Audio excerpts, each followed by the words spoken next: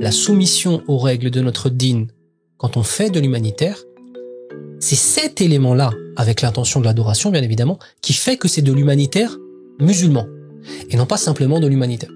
Donc premièrement, on fait nos actions en espérant la satisfaction d'Allah, et deuxièmement, en suivant la voie de la charia d'Allah Azza wa Jal, qui a été notamment concrétisée par, alors premièrement les textes, avec les règles globales, et quelques règles précises, et deuxièmement par la personnification humaine de ces règles-là, par le prophète Mohammed sallallahu alayhi wa sallam à travers sa sunna.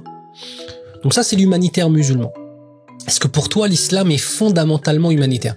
Est-ce qu'on a des éléments dans l'islam qui, fondamentalement, rentrent dans la définition même de l'humanitaire? On a plein d'exemples. C'est-à-dire que la réponse est clairement oui. L'humanitaire est fondamentalement musulman. Et l'islam est fondamentalement humanitaire. Puisqu'on voit, si on prend simplement maqasid al-sharia, c'est-à-dire les finalités de la législation de l'islam, elles sont là pour préserver l'homme. Donc on retrouve la préservation de l'homme en tant qu'être humain, en tant que créature, de préserver sa condition de vie. Donc c'est fondamentalement islamique et c'est fondamentalement humanitaire. Et on va trouver à l'intérieur du corpus de l'islam plein de domaines, d'accord, à l'intérieur de l'islam, plein de domaines qui sont l'humanitaire. La zakat al-fitr. Ouais, la zakat al-mal et la zakat al-fitr sont deux exemples clairs, dont la zakat al-mal qui fait partie des piliers de l'islam, donc pilier des actions de l'islam en tant que tel, et la zakat al-fitr qui, elle, est obligatoire. Bon, on ne va pas rentrer dans les divergences qui existent. Et celle-ci, c'est de la nourriture. L'autre, c'est de l'argent. C'est ce que je voulais dire. On a vraiment, même dans les obligations, parce que là on parle d'obligations, zakat al-mal, zakat al-fitr, ce sont des obligations sur lesquelles on a ces domaines d'intervention dont je parlais tout à l'heure. Le fait d'apporter de la nourriture ou de l'apporter de la capacité financière. Parce qu'aujourd'hui, même dans l'humanitaire international, les gros ONG et ceux qui interagissent avec les populations vulnérables aux quatre coins du monde vont leur donner aussi de l'argent. Ils vont pas juste leur donner des aides, parce que la dignité humaine veut qu'on laisse un pouvoir, on laisse une capacité aux gens qui reçoivent de l'aide. Qu'ils soient pas réduits à juste devoir tendre la main et accepter. Il faut qu'on leur donne une certaine capacité d'action et de choix dans l'aide qu'il leur a apportée. Donc, et c'est l'objectif de la zakat al-mal. L'objectif de la zakat al-mal, c'est de rendre le bénéficiaire contribuable. On veut que celui qui reçoit zakat al-mal pendant X années arrive à un stade où lui, il paye la zakat al-mal. D'ailleurs, chez les savants, il y a une divergence. Quel est le plus utile à la société musulmane de façon globale? Est-ce que le plus utile, c'est de prendre, par exemple, si j'ai 10 000 euros de zakat al-mal. J'ai 10 000 euros de zakat al-mal. Avec ces 10 000 euros, si je les passe à une seule personne, 10 000, c'est trop. 1 000 euros de zakat al-mal. Ces 1 000 euros, si je les passe à une personne qui est dans un pays dit en voie de développement, il pourra lancer un projet qui sera un projet qui pourra le sortir potentiellement, lui et sa famille, de la précarité, et il pourra dans quelques années lui-même verser la zakat al-mal.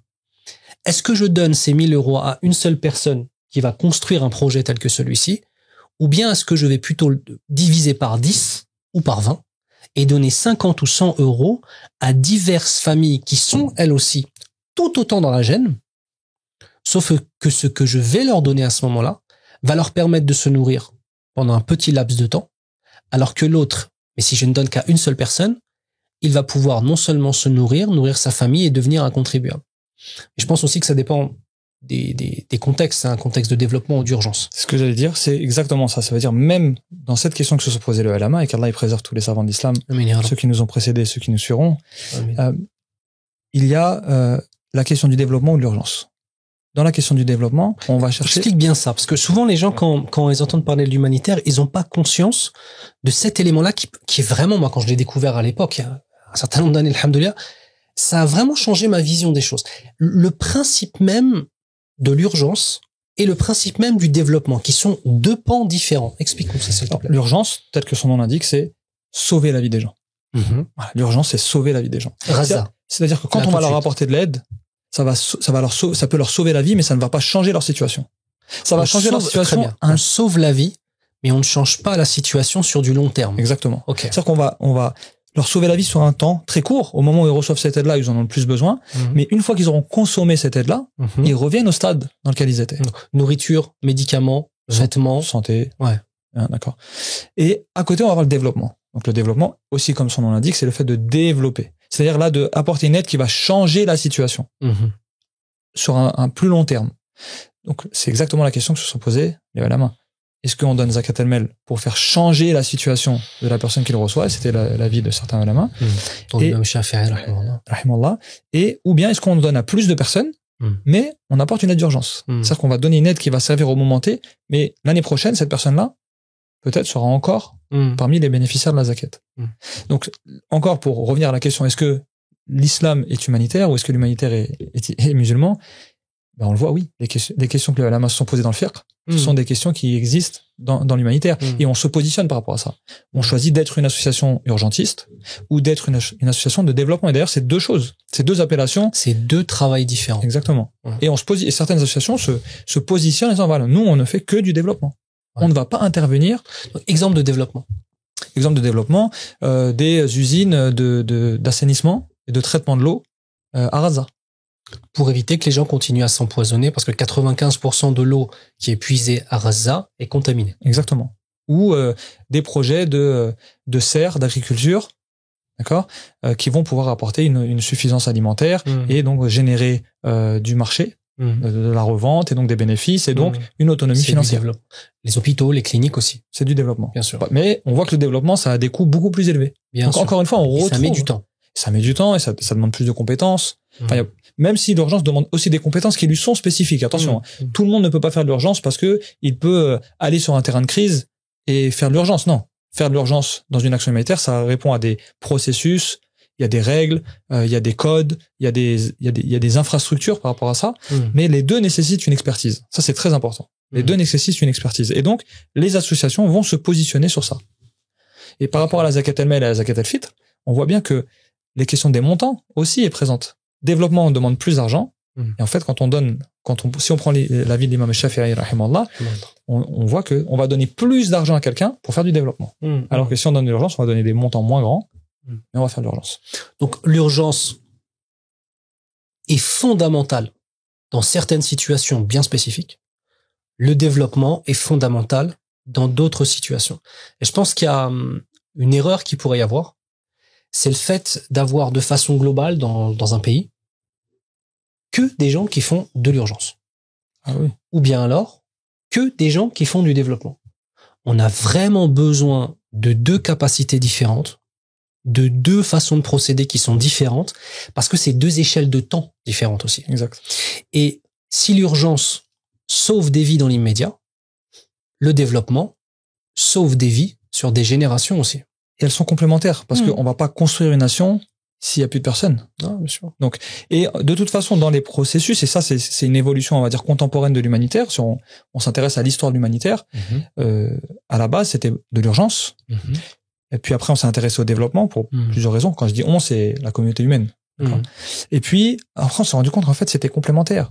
C'est-à-dire que d'une phase d'urgence, il faut prévoir dans la phase d'urgence ce qui va arriver en développement. Et du coup, on a une troisième phase qui est entre les deux, qui s'appelle la phase de réhabilitation. Parce que d'un pays détruit à un pays autonome, ça se fait pas d'un seul coup. Raza, complètement rasé par l'armée des Zalimin qui massacre tout le monde. On se retrouve avec un pays qui est rasé, qui n'a plus d'infrastructure. Typiquement parlant, la première des missions, c'est l'urgence. Voilà. Préserver les vies. Ensuite, pour pouvoir redévelopper des projets d'hôpitaux, des projets d'écoles, des projets de coopératives pour que les gens puissent avoir créé en fait du bénéfice pour pouvoir vivre, etc. Il y a la phase entre les deux qui est la phase de réhabilitation. Très bien. Qui va amener à la phase de développement à beaucoup plus long terme. Et donc ce sont aujourd'hui, voilà, ce sont trois phases qui doivent se suivre et qui doivent être prises en compte par les phases précédentes. C'est-à-dire dans l'urgence, on va déjà penser à la réhabilitation. Même si certains vont imbriquer la réhabilitation et le développement. D'accord. Mais en tout cas, avant que ça, parce que si on se met dans le concret, une association qui arrive sur un terrain de crise pour de l'urgence, distribue de l'aide alimentaire, met des tentes, et puis on dit voilà, la phase d'urgence est terminée, et ils s'en vont. Qu'est-ce qui se passe?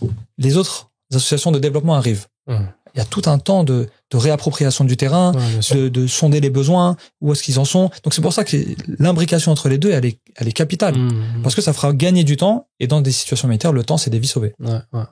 Donc voilà, ça nous montre un peu voilà tout l'univers de l'humanitaire.